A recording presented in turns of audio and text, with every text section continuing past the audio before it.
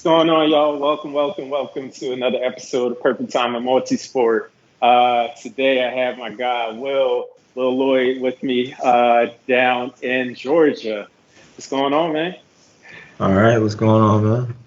Pleasure to be here. Can't complain at all. Again, thank you for taking the time to join. I know we tried to do this a few days ago, so whoever was a part of that initial conversation, congrats for being there, and thank you again for joining us live. But as folks that were a part of that conversation know, we had some technical issues. So Will was lucky enough to join me again so we can try to recreate this moment and make sure we got his story told.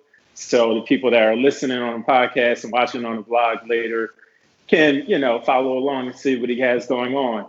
But for the folks that weren't a part of the initial conversation and that folks that don't know you, can you tell us a little bit about yourself?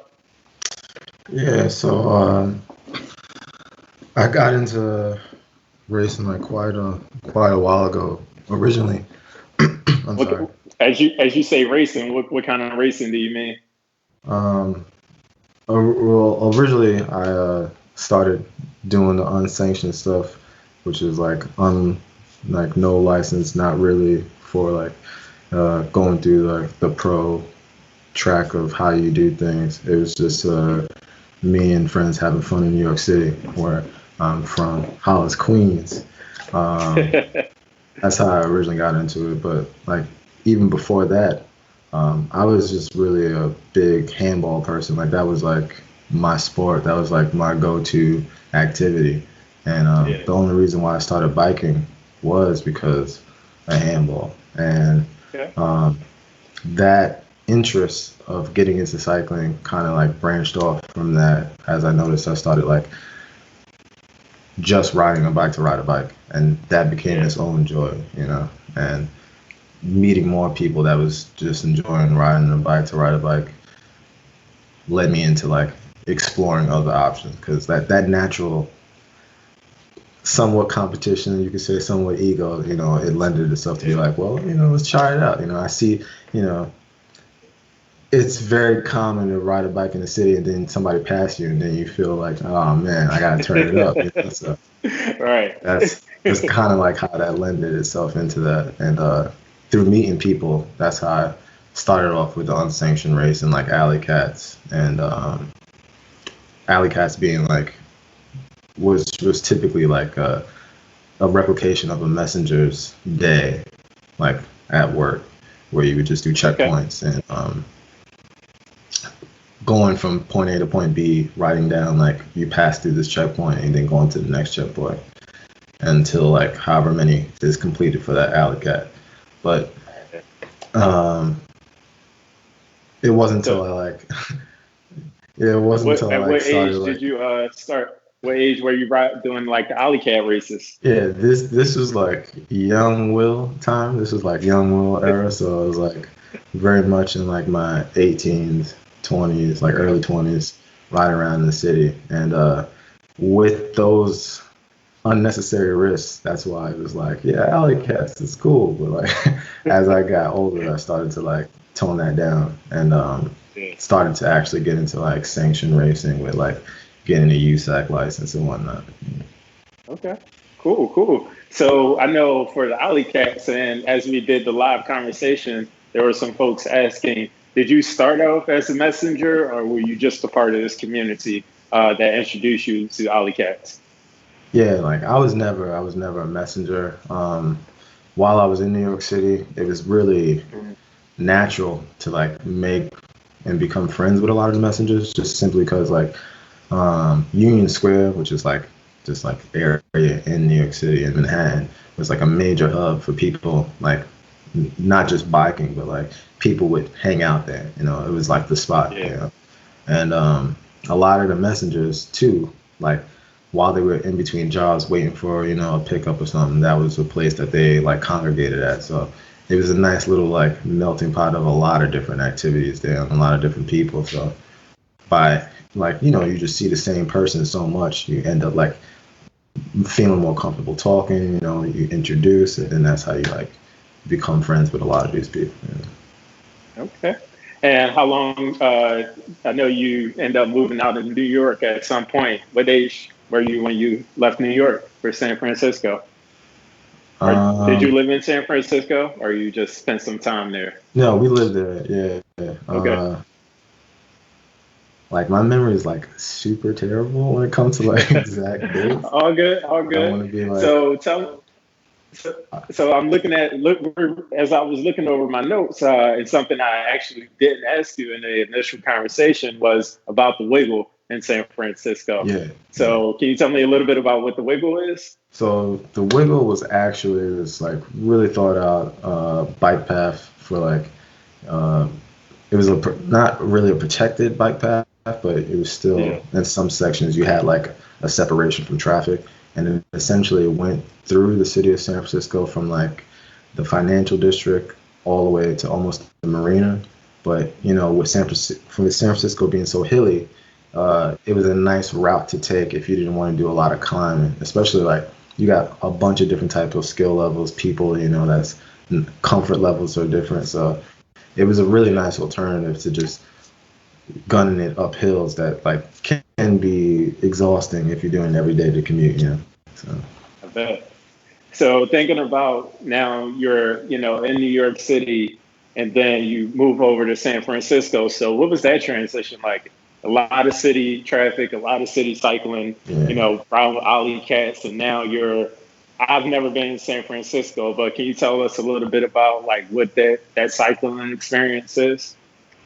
I mean, Us? for me personally, I will say that like I did enjoy my time riding out there because the Bay Area itself, I thought was just a beautiful landscape. You know, like for riding, I think it was amazing. You know, like whatever issues I have with the city, like they're different from like what I got from it from cycling. You know, um, but riding out there was just a really new experience because you could easily uh, find these remote locations that you see, like beautiful mountains. Like you have Mount Tam out there, which is incredible. Like you got the Marin Headlands out there. Like you have a lot of great riding in San Francisco, the Bay Area in general. Like you got some really great places to go. And I think it was a calmer time than riding. Like even though like you have traffic in San Francisco, but it was definitely more calmer than the typical bombing down Broadway that, you know, is kind of like a rite of passage in New York City. Like, oh, how fast can you bomb down Broadway? Which is like another Yeah. silly thing that we used to do. So like, And I'm sure that's that, as we talked about last time, when we talked about that pre-25 Will versus yeah, that post-25 Will, right? yeah. But Definitely in the you younger. mentioned a little bit about what you said. I said that was So definitely in the younger years. I'm telling you, you don't recover the way Yeah. once you hit a certain age, you don't recover the same way. So I feel that. But thinking about that transition, like what was that like, doing these unsanctioned races and now you mentioned getting your USAC license. So one, can you tell people that may not be familiar, what is a USAC license and how did you transition to that amateur level? So the USAC license is pretty much your piece of paper that says that you are like authorized to be in these races that are held by promoters throughout the city in the parks and whatnot. And it's pretty much just something that says that you're like eligible for whatever category you're in because they go by categories. So um, it'll be Cat 5 is where you start, and then you race, get points to upgrade, and then go all the way up to Cat 1. And that's essentially the system of it. But, you know, the jockeying of trying to collect points and whatnot and competing and trying to go to different places to like find points, that's like the whole game, if you will. But before I was doing that, you know, I was just signing up for Alley Cats, just riding around the city doing stuff that wasn't really like what they would call like sanctioned or like actual racing for some people, you know. And like something like the Red Hook Crit, which is like super widely known now, you know, just essentially started as another Alley Cat messenger style, like your friends getting together and we're just gonna do something. And then now it's like still not sanctioned, but it's like one of the most revered, widely known fixed gear races you could do. So. And where is that one at? Well, Red Hook Crit originally started in Brooklyn, but now they have the tour where it's like worldwide, and I mean it's a spectacle now. Like I got to do the Brooklyn one before they did because they have 2 Brooklyn locations now. So I got to do the one in Red Hook and then I got to do the one in Milan. So and I've been told Milan is like the fastest course. I will believe it because I'm never doing it again, but it was insane. Yeah. All right. So thinking about that, you're traveling around the world. Can you tell us some places that cycling has taken you, or where you've actually been able to ride abroad? Yeah, definitely. I mean, just from like as soon as I got out of the country, like riding in like obviously Italy and Milan, but I've been able to ride in Spain, which was just like my heart, like I'm a big fan of like the weather being perfect and being on my bike. Like out of all the places I've been, like the weather in Spain was just prima, right? Like it was awesome. I've had some wonderful times also though riding in London, like with friends out there. We did a bike pack by like van type trip with some our mountain bikes, and we went through London to Wales, and that was awesome. Like being able to see a little bit outside of the city, because the first time you go to London, it's like you just stay in the city, but then like having the opportunity to like camp with the van and whatnot, and like leave London proper, that was awesome. And Wales is like gorgeous. Like Wales is gorgeous, But yeah, it's just that's like my joy now. It's like being able to take my bike, whether it be like on the plane, in the box, whatever, and like let's go somewhere and see something, Yeah. So I'm glad you mentioned being on the plane and putting in a box. I'm definitely somebody that's a little familiar with that, having to travel for races. But for the people that aren't, just tell us a little bit about what that experience is like. Like, how much are airlines charging you typically? If you remember, we can get a range because I know you. So, like, how much are airlines I'm gonna start charging like way. What was you saying? Go ahead. I was gonna Like, start. how are you transporting the bike in the box and in the bag? How are you doing?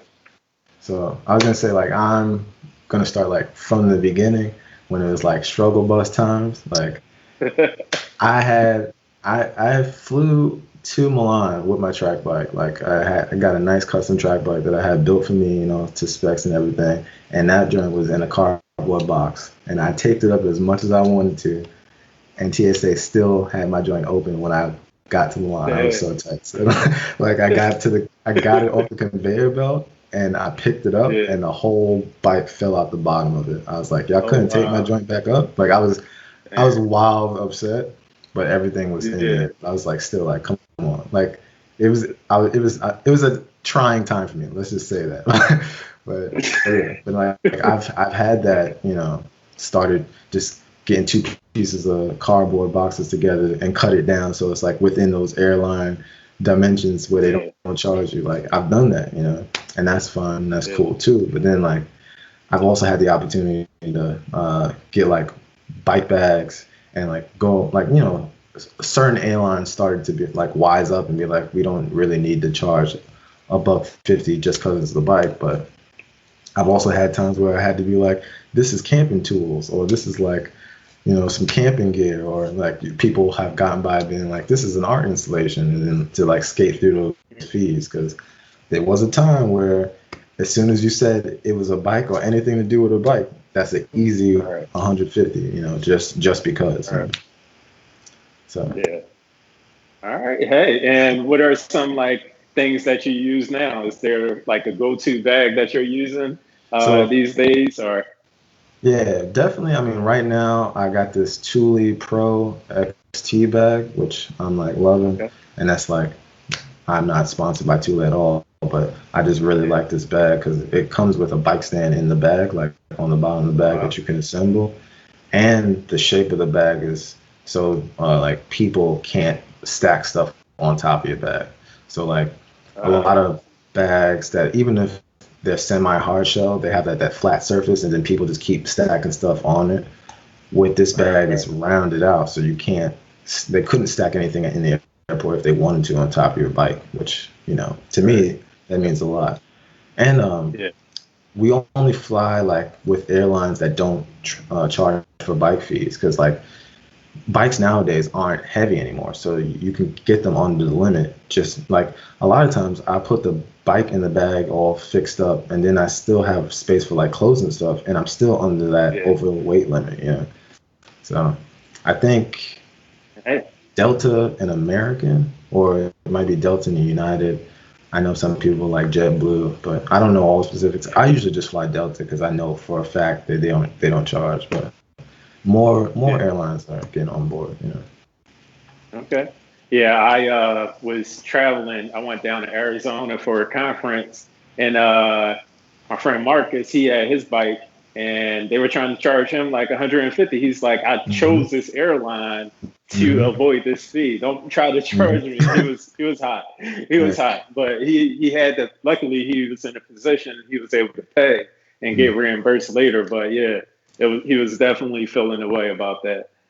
But thinking of like the places that you travel, another question that somebody had in the chat was, can you think about like a favorite memory on your bike, or a favorite? I know that it's associated with the place, but can you talk a little bit about that favorite memory? Favorite memory, like just riding. Like I would have to say, like definitely. Like when did you fall? I remember, when did you fall in love with riding the bike? I think a big moment for me riding, like especially because like I took a break, was when I was riding from San Francisco down to San Diego. I don't know if that's what you did. I remember I spoke about a few different ones, but like that ride in particular was just incredible.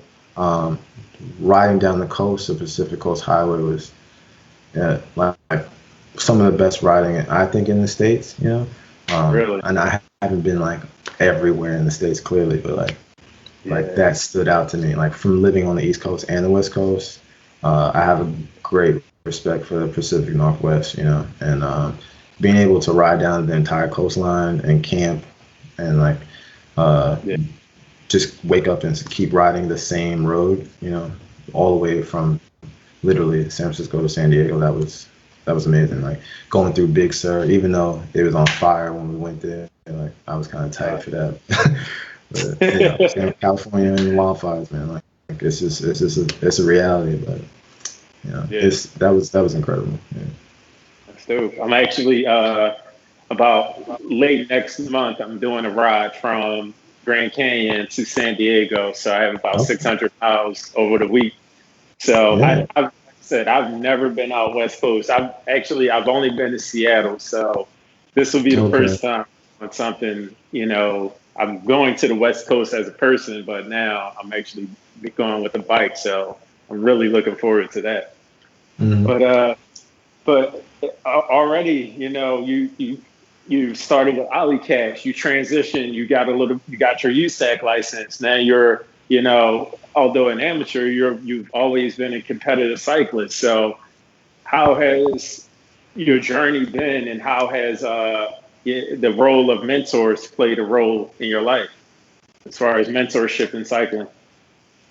I mean, well, for me, like we had the opportunity, like when I say we, me and my wife, like we was fortunate enough to have a great mentor in William Montgomery, and he was a big like key figure in like New York City racing back in the day. Like him and his crew, like they did a lot. Like they used to have this thing called the Gotham series. Like it was like like New York scale Olympic Games for just the tri-state area. Like there was some incredible events they were throwing on back in the day that maybe promoters can't get the city to like approve now. I don't know, but like they were the reason a lot of those events was happening, and the people that they were with, running with. But getting back to Montgomery, like he was just a really key figure in me, like just learning about biking, and like the finer details and stuff, not just so much of like train a lot and get your legs and get that FTP up, but like bike handling, and just like that knowledge that you don't get from just practicing, like and that's, I think, an invaluable resource. Okay. So thinking about keeping on the same lines of that mentor relationship, what is like one thing that you will always remember that he taught you as a mentor growing up? I mean, there was like a lot of things that he taught me, but his free willingness to like share information always stuck with me. But like, if I have to think of like one lesson, is like, I remember when we was in this park and he just had us like doing like figure eights like crazy to like drill us in like crit turning, and like that was it. But it was just like we were literally just doing figure eights in the middle of this like city park up in the Bronx, and I was just like, I'm so tired of this, but like I know like once I'm done with this, I'm gonna get it, like I'm gonna have it down. But we was doing it for like a while, but it was just like, I mean, crits in general, like you see people like bombing turns, and it's like that confidence don't just come, like that's something that you got to know you have. Yeah, no, that's it. I've never done a crit. That's definitely an aggressive style of racing. I'm sure Ollie Cats was a lot of the same way. But what you just mentioned something really important, and it helps really flow into the next question, is him being able to share those resources and share the information that he had. So I know you're doing a lot of the same thing. Sharing resources and building community that your mentor did for you. So can you talk a little bit about how you're doing that right now as not only a mentor, but as an ambassador to the sport of cycling? Well, I mean, I think that lends itself really easy to like this group that we have, the Black Foxes, like I feel like him giving back and like seeing how much of an impact it is in my life, it was a key like subconscious figure in like how the Black Foxes came to be, and like how that naturally played out, and whereas now like not just the Black Foxes, but like just in general, like I'm freely trying to like push for like more Black and brown faces to like not feel uncomfortable if they don't know something, or like getting out there and like trying to do something, and like if you don't know something or if you don't have something, how can we fix that, because like the goal is to get more of us out there in the spotlight, because we've always been out there, right? It's not like it's just been a few of us this whole time and now all of a sudden we popping up. Like we've always had this interest, we've always had this love, but now it's like, how can we get everybody else to see it, like how can we get everybody else to shine too, like it don't really mean much for me if like everybody can only see one person. Like that's not success for me, Yeah.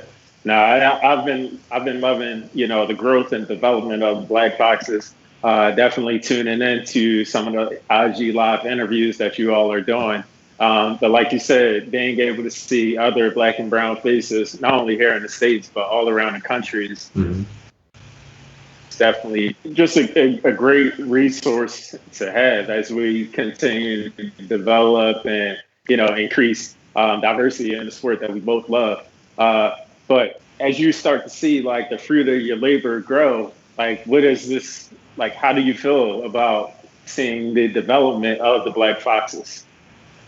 I mean, I'm still like in awe, because it's like it's incredible to me. Like I remember growing up, I was the only dude on my block that had a bike, but like when I came down the block, everybody be like, "Hey, yo, Will, how long you been riding today?" Like, that's how it was. It's like you coming down the block and it's like, "Yo, hey, you go riding again?" Like everybody yelling at you. But now it's like getting more people to see that, like, hey, this is a thing you could do. Like, this is a thing that you might be cool. And like that representation and seeing that representation, it's getting the people that probably would have never looked at bikes to be like, I could give that a try. Like, I know some of my friends that I grew up with on the block are now buying hybrids, that I would have never thought, but it's like, Yeah.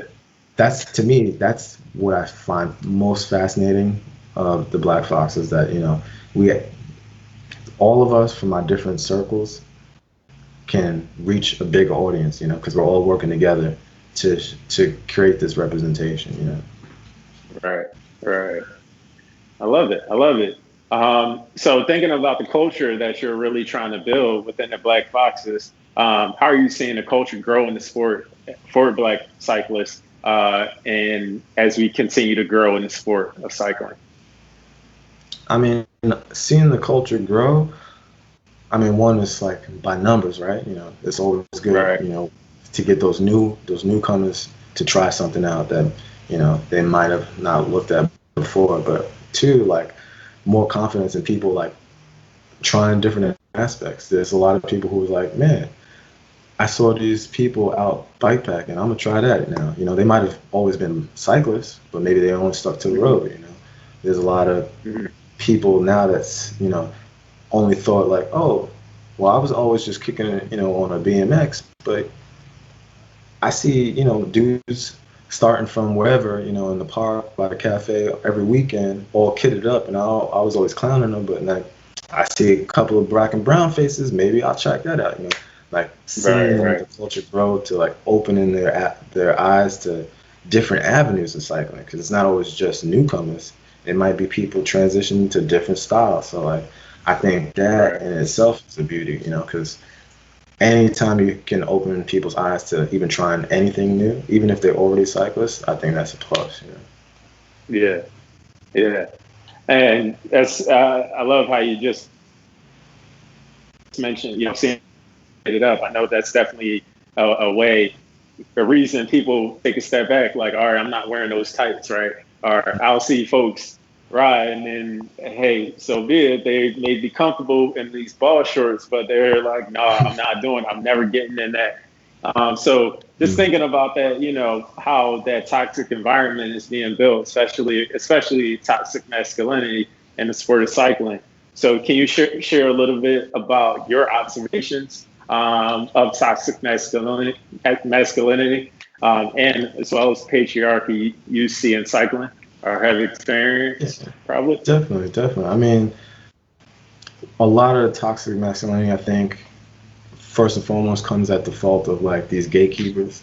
And by gatekeepers, I Hmm. mean these people who have either we or other cyclists or establishments have set up to be like the the do's and don'ts of cycling, what's acceptable and what's not. And for a lot of when I think of new cyclists, that's what turns a lot of people off to wanting to even try out the sport, because first there's a lot of like not meeting them where they are. For a new Yeah. cyclist who maybe doesn't have all this gear or the nicest bike to show up, and then like they're already being judged by what they come with, for y'all's group ride. That doesn't rub people the right way. First impressions are a big deal, and Right. when someone doesn't feel comfortable at first glance, you're already setting them up to like maybe not want to be a part of that. And I mean, in my experience, it's always been men who are pushing that agenda of like, uh, let's checking out your gear, like they're not clipped in, they got toe straps on still, like you know Yeah. these things aren't necessary. But then those same people will say, oh well, we don't have a lot of black people showing up for our rides. It's like, well, it's probably like you need Yeah. to Yeah. take a look at yourself, because more than likely black people ain't going to do something because you did not make them feel welcome. Like, again, Right. like I'm Right. saying, we're already out here doing it, right? So if you can't get black or more people of color to come to y'all's rides, then it sounds like it's a you thing, right? But like that nuance is Yeah. something that they overlook, because it's like, oh, well, I could never, like, of course I want people to come, but like your words and your actions are saying two different things. Yeah. Especially, so I know, we, as we talk about trying to diversify the sport, right? We, a lot of times we talk about, all right, black and white, etc. But a lot of times it's also like, all right, how are we treating women as Mm-hmm. they come into the sport? All right. So can you talk a little bit about that aspect of, how do we increase welcome more women into the sport of cycling? And Yeah. what has some of that toxic behavior been like in your experience? Yeah, definitely. I mean, men constantly have this thing where they overlook what women are capable of. And I know that's like a general statement.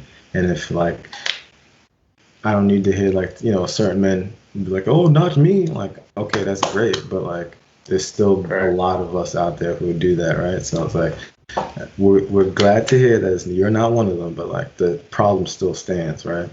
And a lot of that has to do like, if it's not you, but you got a club ride or weekend ride where there's people there that do that, maybe you should help speak up for the women Right. who are there and don't feel comfortable, right?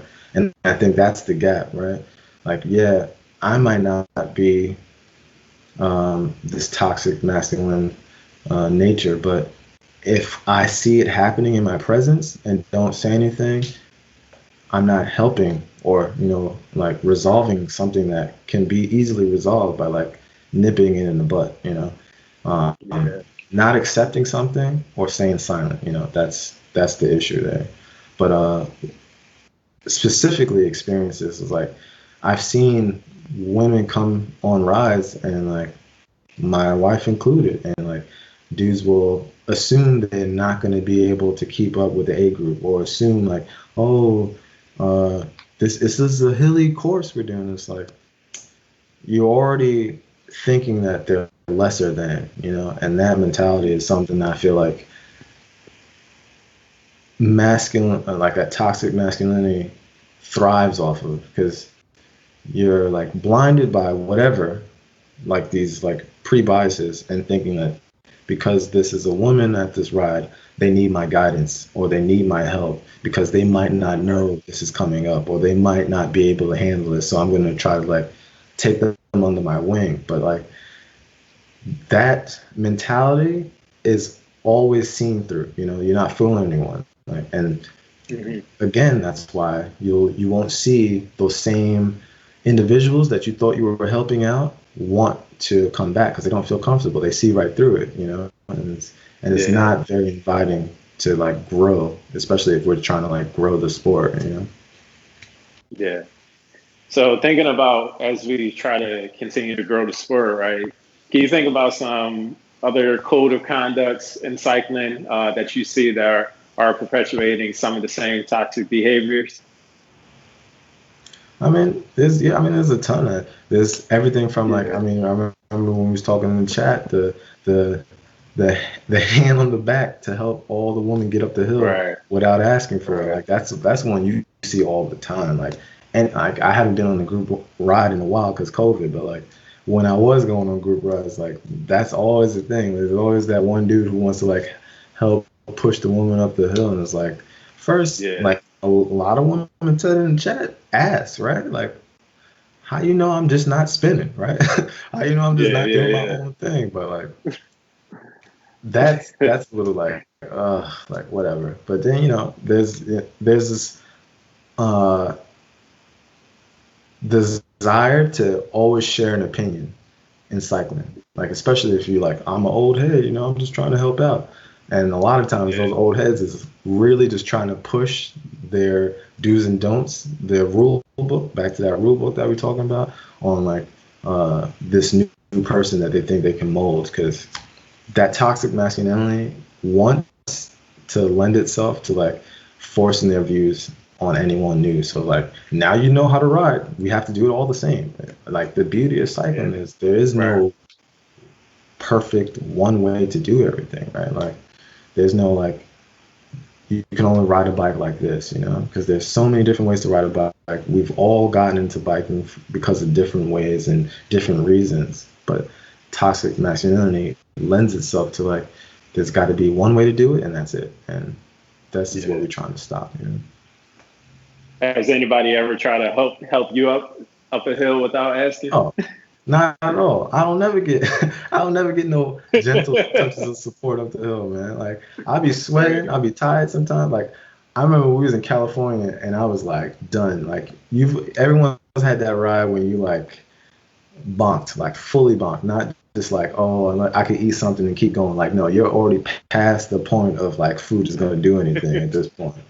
And I was on this ride in Cali, and all these dudes was just going right past me up the hill. I ain't get no touches. I ain't get no help. One dude looked at me and asked me if I was good. That's the most I got. But like, if like that toxic mess, it was like they didn't even see me. It was like, oh, you on your own. Yeah. So as we're talking about, just this toxic environment that we see in the spaces of cycling, right? And we think about how does it play a role in mental health. So can you talk about the mental health repercussions for not only yourself, but others as well that are close to you? How have you seen that play a role? Well, I think in general, I mean, the first thing, not feeling welcomed or not feeling like comfortable in a spot is going to do something to a lot of people where they don't feel like, should I even be trying this? Like, should I even be here? Like, you start to self-doubt with a lot of stuff, right? And like, that's always a terrible place to question. We don't want anyone questioning whether they should be cycling, right? We don't want anyone questioning, right. Do they belong? Because me personally, like, cycling is such a personal thing.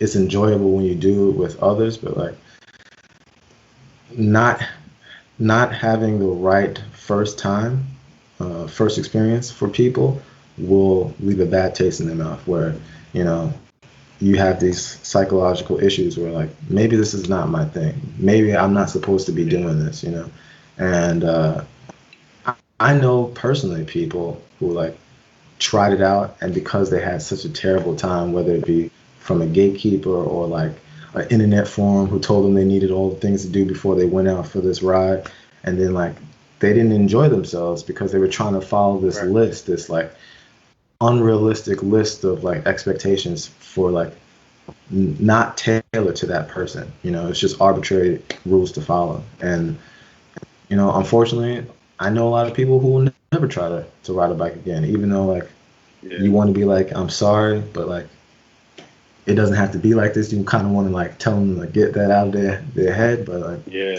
unfortunately, that mental block is hard to get rid of once some people have been rubbed the wrong way. So I definitely think those two things are related, because like words mean stuff, and how we treat people means something. And that's a lasting impression. Sometimes those don't go away. Like sometimes we only get one shot with people. Yeah, no, that's real. That's real. So going back to the black boxes, and again, for folks that don't know what the black boxes are, as Will mentioned, it's this international group of cyclists that are coming together to help build a community. I know primarily you guys are focusing on building that community through social media and just being good ambassadors of the sport. And again, as you mentioned, it's a lot of black and brown faces that are doing the work that we speak of. So keep thinking about your community of the black boxes. How do you see your community playing a role in the space for people that are trying to get into cycling? I'm sorry, you said how do I see the community playing a role for people that's getting into cycling? How do you see the Black Foxes, your community as the Black Foxes playing that role? Yeah, I mean, definitely. I think the community that we have here from the Black Foxes, like from us having our different backgrounds and not being this like monolith of what blackness is, I think is the key element. A lot of times the cycling industry, they want to have this like cookie cutter image of like what they think a black cyclist is, and everyone else that doesn't quite fit that mold, they've left in this uncomfortable place. But I think with the black cyclist, because we're all so different, yes, we're black, and yes, we all ride bikes and do things in the outdoors, but like because we have our own unique experiences, it lends itself to more people being able to see themselves through what we're doing, and feel comfortable trying like skiing or hiking or going bike hacking, you know, like I think that's a important part that the industry is not really well, I should say just now coming around to, you know, for quite some time, you know, people have been saying the same thing, but I think they're just now starting to see, oh, there's different ways we can show black folks, you know, and I think that's so Yeah. important what the Black Foxes is doing, like to really show, like, yeah, you know, uh, I like cycling, Raekwon likes cycling, but he also like roller skis and like water skis and all different types of skis and whatnot, stuff like that. I Yeah. was like, what's that? You know, like there's so Yeah. much that what it means to be black in the outdoors. We're trying to broaden that definition, you know. So why do you think that change is happening now? I As mean, far as like more people are being highlighted right now in these public spaces. definitely a lot of it has to do with this movement, this current movement that's going on, and like I think a lot of that also, you know, unfortunately, we were all on COVID at the same time, so everybody was had eyes on social media, you know, and I think that was just, you know, a blessing, and during such a terrible time that people had the eyes and the time, you know, because everyone had a lot of free time for them for that first initial couple of weeks that, you know, it was like, oh, what's this? So people are way more receptive than they were before, you know, and in that receptiveness, it allowed a lot of people that you normally wouldn't get the chance to speak or normally wouldn't get the spotlight to have some time to shine. And then like that's what started to lend itself to like, oh, okay, well, let's give another person an opportunity, you know, or like a lot of people in the network already was like, let's get more of this going, you know, don't stop up, don't ease up, because yeah, it could have been like, oh, a few new black folks, perfect, job done. But no, that's the time like, okay, let's keep it rolling, let's keep that momentum going, you know. And I think that's so Yeah. important to where it's now it's like Yeah. it's becoming more of a normal thing. You want it to be a normal thing, you know? Yeah. I love that. So a question that somebody actually had in the chat as we talk about, ways to be a good ambassador and ways to support folks. And as you just mentioned, the movement, especially around the Black Lives Matter movement Mm-hmm. that's happening right now. So the question was, what advice do you have for people that may not be as comfortable speaking up for others on race and gender? I mean, uh, a lot of it has to do with like trying to look past self. Like I know these might be uncomfortable situations you find yourself in, but imagine how it is for the person that you're thinking about speaking up for, you know. A lot of times Yeah. it might just be you as a witness to some terrible situation going on. And while it might be uncomfortable, it's definitely uncomfortable and more for that person that's experiencing it. So I think for me, like, you know, it's never going to be a perfect 10 for 10. Like, you're not always going to get it, but the point of it all is to keep trying to make yourself available, right? Like, you want to constantly keep yourself available for those moments because they are happening all the time. And like, as you get better at it, you're going to start to see things more, you know, especially once you start educating yourself on like what is a microaggression, you know, and all the different types of toxic masculinity in cycling so you can like clearly identify things.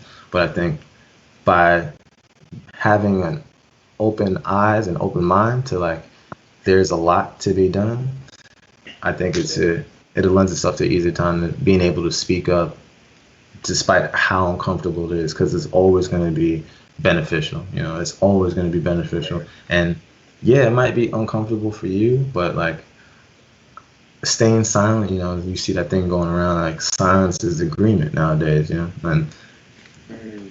you got to get that in your head. Like, unfortunately, like Yeah. silence is agreement. So speak up. Yeah. Even despite the uncomfort, it's gonna go away. You're gonna go back to doing your ride, but you definitely All just right. did good and helped out, you know. All right. And, thinking about speaking up, and again, I'm always looping in and bringing back the Black Foxes. Not only are you guys a resource on social media, but you also have like an opportunity for folks to write blog reports. So I know right along this conversation that we're having, you recently wrote an article on the website. So can you share a little bit about that? Because this was definitely a way that you spoke up for a community and a demographic that you do not represent. So can you tell us a little bit about that? Yeah, I mean, I recently did an article on the Black Foxes about how we treat and like how we show respect to women, like all women, right? And it's something that I myself have been like very like adamant about for a while now, but like I'm starting to like I want to use my voice to like highlight this issue because yes, I'm not a woman. I don't experience these terrible things that's going on. I don't experience that discomfort when, a woman might show up to a cycling event, and have to go through some nonsense. But at the same time, like, I feel that I need to use my voice to talk about that, because I think Right. highlighting something and putting eyes on something is how you get people to not deny something, because it's very easy for people to deny, oh, the sport is fine, oh, the sport is diverse, but the more you have people saying, well, no, actually it's very white, or no, like, Right. actually it's very toxic, that's how you get things to change. So like, I mean, yeah, I've seen and traveled enough with my wife to know how terrible it is where women just aren't respected, like, and I talked about that in the article somewhat, how like, I mean, a lot of times I'm at the races and they think I'm the one racing and my wife is the one kitted out, and I'm just chilling with the dog, like fully regular clothes. And they're like asking me like, oh, when's your race? And, and I'm like, she got the bib on, man. Like she numbered up. Like, what? But yeah, like I spoke on a lot of that and like from my personal experiences on the article, and I was happy with it, and it's not something like it's a one and done thing, It's something that I think requires discussion to constantly come up, in order for things to actually be reevaluated and for people to really like take things into consideration. I think that's the key that a lot of people seem to overlook, especially when it comes to the cycling industry as a whole. They feel like they can do something once and then it's like, well, check the box, Right. Yeah. Unfortunately, nothing's that easy. Yeah, these like one-off conversations, activities, gestures. As you mentioned last when we had the live conversation, Aisha was talking about this black boom. Like, all right, the black boom happens, and now everybody wants to go do something. I remember actually a community, a company here, good folks, but they're like, hey, all that's happening, we want to do a race to support Black Lives Matter.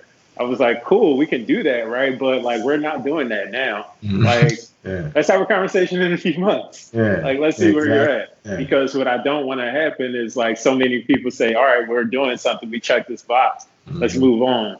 Like, nah, like let's let folks that actually want to do the work, right? Put the time in. But if you're asking me for my help, I'll come to you when I'm done doing what I feel like I need to do for my community, right? And if you still want to work with me, now I know that you actually want to do something. Now you know it's real. Yeah. Now I know it's real. And actually, I got an email from them today, so all right, I know it's real, so we can work. That's all. But that's now all I want to make sure I get paid. And I ain't working for free either. And that too, like I see a lot, companies they'll say that, hey, we want to do this is important to us, but they won't actually invest in that, right? Like if it's important to you, spend the money and invest in building that team so it is actually more sustainable, opposed to saying, hey, let's get a bunch of volunteers to come do the work, you know? Mm. No, I definitely agree So, with that. Like, they show what's important to them where they invest in, you know. So I think you hit that perfectly. exactly.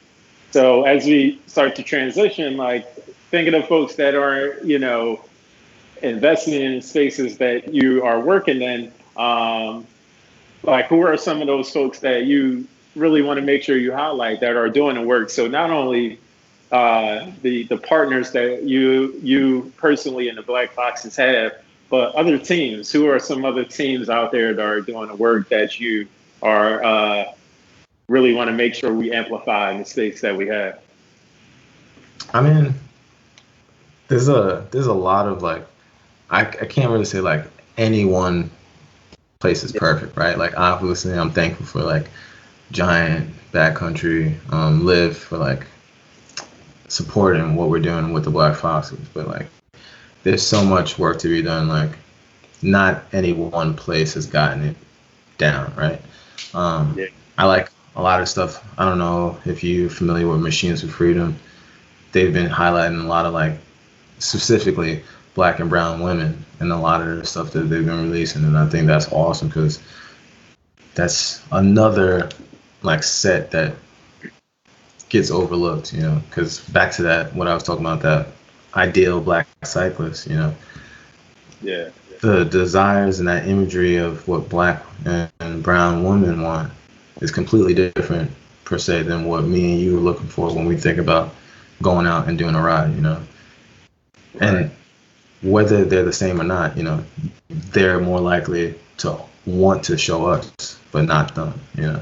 Whereas like you can have both, you know, highlighting Black and brown women and like that depiction of what a cyclist is doesn't take away from me and you, like our depiction of what a cyclist is, you know, because again, there's space for all of it, you know. So I think like Machines does a great job doing that. Like, I've been really enjoying what they've been producing, you know. And I mean, just anyone that's willing to, it sounds corny, but like you literally like taking that step to like trying. 'Cause Right. there are a lot of companies who are comfortable being quiet right now and not trying to like, you only have more customers to gain and more like followers to gain from depicting more than what you're doing right now, right? Like right now you're just showing the same images of cyclists, white middle-aged men, you know, the same depiction over and over again. And while no one is saying that has to go away, they're just saying there are more than them that are taking part in this sport. And like by showing more representation, you're just increasing the numbers of people in the company who will generally be like, oh, they support me because I can see people that look like me doing, Right. like using their product, doing this activity, doing this thing, you know? Again, that also comes with like, we can tell when it's not genuine, right? Like you can tell when something's fake Exactly. or forced, you know? So a lot Right. of companies, like you said, it go like, I think it's full circle from what we was both saying. Like a lot of companies don't want to spend that investment to show that they really are trying to be down, right? And Yeah. they have so much to gain by like just doing a little bit, but it's that a lot of people can say it's the racism just holding it back, it's toxic masculinity holding it back, it's a lot of stuff that we're currently trying to fix in our society, but that's where we're at, you know? Yeah.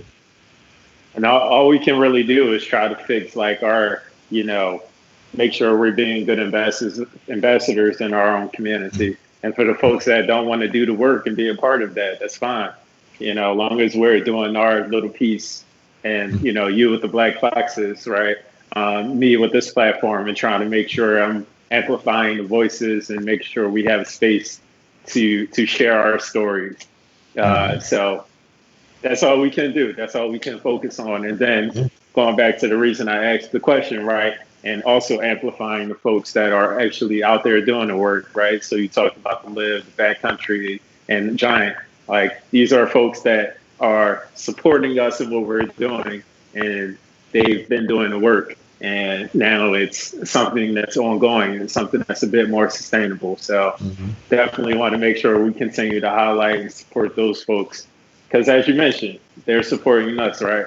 So how can we make sure they continue to stick around?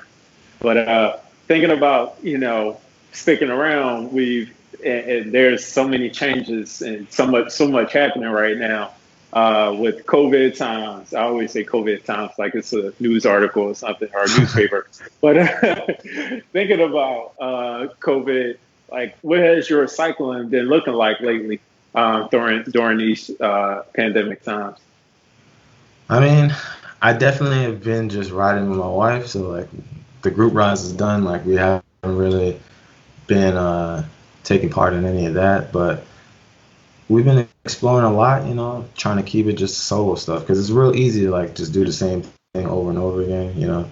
Obviously you got the Zwift riding, but that can get a little mundane real fast, riding indoors. But so it's like hard to find that balance to keep like things fresh and like motivated, But it's something that I think for a lot of people, it was a great time to like start exploring different things, like maybe start taking more hikes, or maybe for me personally, like it was a lot more dog walks, like going to different spots that I normally wouldn't take the dog, and it's those little things that keep things fresh despite the restrictions or the paranoia of like, damn, this pandemic is crazy. Like, when is it gonna be free? Like, when we gonna be back to like I could like give somebody a dap again without worrying about like a cough, like, Yeah. Nah, that's real. So what kind of dog do you have, and what's your dog's name? Forgot to ask that. Emoji is his name. We got him rescued from Berkeley Humane when we were out in San Francisco. And he's a boxer pit, so that's what they told us. We got him when he was 11 months. And they said a boxer, American staff, and we love him. He's usually like my shadow, but I got the door closed, so he's like waiting for me to open the door right now. Yeah, I love it. You got to make sure you send a picture. Hopefully, once we're going to try to figure out how to get some editing done so we can post the pictures throughout the videos. So make sure you send us that. I can't promise that we'll be that far advanced technology wise by the time I post this up on YouTube, but definitely want to try our best.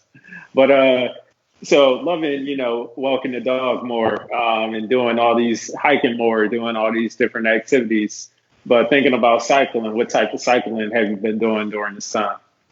I mean, specifically, I think I've been riding just a gravel bike like crazy. Gravel just lends itself to being isolated already. And like, mountain biking, you could say it's the same thing, being out in the woods. But unfortunately, like where the trails are, the trails have been pretty packed recently, and I'm just not trying to deal with the parking lot situation and people coming in. And so I like the gravel because, at least for here, it's kind of out of the way, because there's still not a lot of gravel areas left anyway in Atlanta. So you're already like going to remote locations, but then it lends itself to like gravel. You have nice wide roads, so you can like move over and not be like within that space where it's like single track. You passing somebody's shoulder if they're coming down the trail and you're going up the trail, So no, that's tough. But so what are some other things you've been doing during this time? I know you did the Juneteenth ride. I know you recently did the Selma ride. So first, tell me about the Juneteenth ride, and then as we start to wrap up, I definitely want to hear you tell the story about the Selma ride. Yeah, I mean, the Juneteenth ride was really cool. I mean, I must shout out like Talib on Instagram because he was really the inspiration. He had recently did this like Black History ride in Austin where he lives, and like that was just massive like turnout. It was super successful, and he essentially just went around to Austin like highlighting like key historic areas. And Atlanta being so rich in like Black history, like I kind of wanted to do the same thing, but I also wanted to stay away from like crowded areas because COVID is still real. So so like me and my wife ended up highlighting like a bunch of Black owned businesses, and I was thankful that I had resources like from my network that shared like this Google Doc and had a bunch of Black owned businesses, and I could share that with y'all too because it's just like this free like Google Doc where people just adding on every like Black owned business that they know. It's awesome. And I like found like a wine spot on the list that was like super close to my house, this like really dope Jamaican spot because I'm all about that oxtail and rice. And then like this fresh food market near us. So like we plotted together like this nice little loop around our house. And I think the whole thing is like not even 24, 25 miles, right? But we had such a good time being out the whole day, just going, supporting these Black owned businesses, you know, and still not having to like be in these crazy crowds or be in these congested areas, but spend time on the bike, going around the city, supporting Black owned business. So it was a great time, you know. I love it. And then the Selma ride, definitely want to hear about that. Yeah, the Selma ride. Oh man, there are very few bike events that I get excited for, and like the Selma ride is definitely at the top because it was just such a good time and it was such a great sense of community being with Black folks, and like specifically like Black folks down in a time like highlighting during the voting rights act and the voting rights era where people like were literally just trying to vote, and like the march, like the ride goes through the historic march from Selma all the way like through the highway back into the city, and like we went across the bridge and everything. Like it was incredible to see, but it was also like the pit stops and the food, everything was so well thought of, you know, and so well like meticulous detail and like making everything welcoming. And I've never been in a bike ride or bike event where it's just that many Black folks and like everybody's out and everyone's enjoying each other. Like everyone was supporting each other going up the hills. Like it was a few rollers. Like it was a very relaxed course. Like it wasn't like a sufferfest, but that wasn't the point of it, right? And even still, like the people, you know, you're gonna always have different fitness levels when you come to these things, but everyone's like, come on, you guys, like going up the hill. Like everyone is like loving everyone to see everyone else out and supporting everyone else out. Like I think that's just something that doesn't get enough attention, you know. Like the food we had, like sweet potatoes at the rest stop and whatnot. Like what bike event does that happen at? Like they had mac and cheese, like, you know, like they had food that you would want any other time, you know. Like it was incredible. It was incredible. Like, what time of year was it, or is it held? Like it was right before the summer started of last year. Okay. But, all right. Nice. Yeah, incredible. Definitely gotta check that out. Yeah. I'm definitely like on this, like I'm doing this like every like 5 years. I think if they have it, but it's worth it. It's definitely worth it. All right, so it's not an every year thing, right? Yeah, they only do it every 5 years, I believe. Got it. All right, so you got to go last year. You're not missing it for the next few years, so it's not going to be affected by COVID, which is helpful. I ain't got to worry. That's perfect. But so there is, before I ask my very last question, which is the kill, kiss, marry question, I do have to ask one question that a very special person asked is, how do you keep your beard so tight? So I know this is my wife, but yes, she does all my barbershop needs now. I mean, she's been doing it for a while, but like she's clearly gotten very good at her craft and like it's been a process, but like it definitely, like I'm not gonna act like, you know, when she first started I was like backseat driving like, hey, wait, watch out with with the fade, and, you know, like I need the line to come this way. Like it was definitely a trying time for both of us, but like I just like ended up trusting and like, look, you got it. You're gonna get this down, and then like I've I've been now a benefactor of her hands, and when she starts chefing it up, so like it's definitely shout outs to her for that. Perfect time because like, you know, I have this little fro now because I was not going to a barbershop, obviously, and It's my real. partner.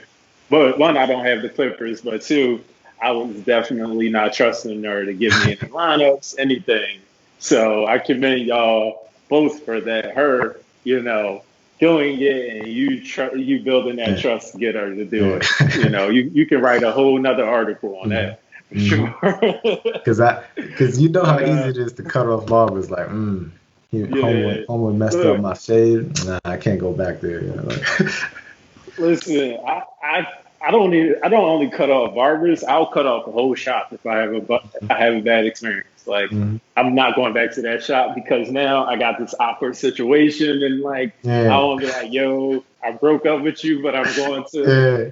only over here. They be Like looking at you like, how do you hey, do my that? seat is So, free. It's free. And you're like, uh, mm. so so now it's just awkward. So now Yeah. the whole shop is dead to me. So, Mm. but yeah, but again, appreciate you, you know, taking this time out to have this conversation again. It was funny before we started. I was like, yeah, it's going to be like 45 minutes just because we had this conversation again and we're well over an hour. So, It's how it is, man. and I'm sure we could like go even longer, Yeah. right? Yeah. Yeah. Being, So, you know, the times not only to yourself, but the people that are listening want to make sure we start to wrap up. But as we always ask, if you had to kill one, kiss one, marry one, swim, bike, run, what would it be? um, definitely marrying the bike because it's the bike. um, kiss and then kill.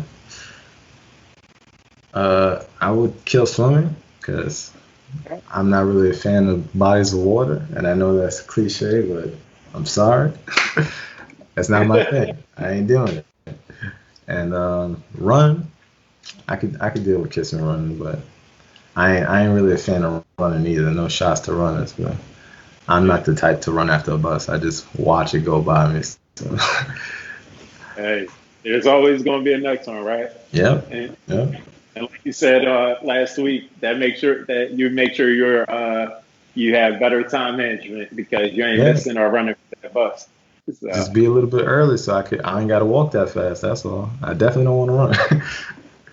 but all right. Well, again, I appreciate you for coming back and having this conversation. But for Mhm. folks that want to continue to learn about you and also what you have going on with the Black Foxes, how can they stay connected? Um, well, I'm like at Boss Meme, BOSSMEEM, and the Black Foxes, where you can get to see like what all everyone's doing is at the underscore Black Foxes, and we try to not just promote ourselves, but like always have things that's going on, like questions and way to interact. So it's definitely something to follow. You know? All right. Well, cool. Well, again, appreciate it for everybody. Again, that's watching this at a later date. Thank you for tuning in. If you want to continue, if you're not watching this on Instagram, well, you can't because we won't be posting this on Instagram. But if you're listening to this on the podcast, make sure you watch the video on our YouTube channel at Perfect Timing Multisport or follow along what we have going on social media. Again, Perfect Timing Multisport. And yeah, as we continue to build this community, if you have resources, we do our athlete of the week for people that are not here in the DMV community, especially. So wherever you are in the country, we want to highlight what you're doing. And we have our Fit Fam of the week. So that's every Friday. We want to highlight you and your community. So hit us up.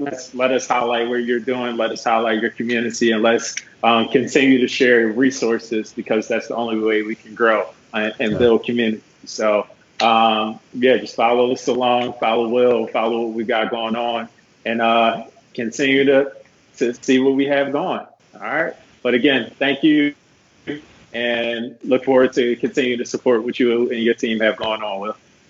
No, thank you, man. Thank you. Thank you for having me. This has been awesome. No problem, man. Peace. All right.